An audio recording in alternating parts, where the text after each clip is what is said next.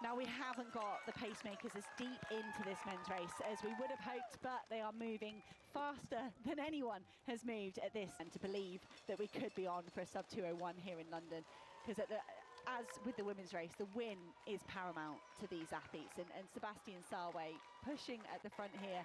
And Tamarit to that race very soon, but we're on back to the men's race, and still Sawe still putting the pedal to the metal.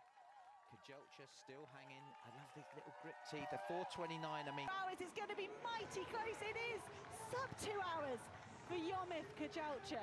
That is the fastest debut ever.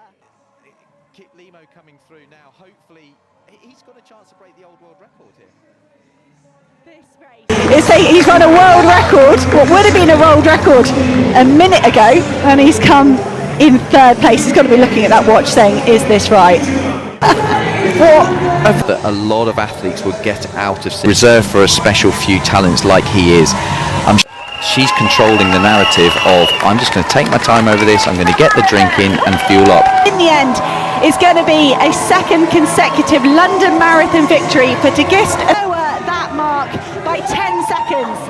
What a performance from all three ladies. They absolutely took to the roads of London and gave it an absolute pelting for so long.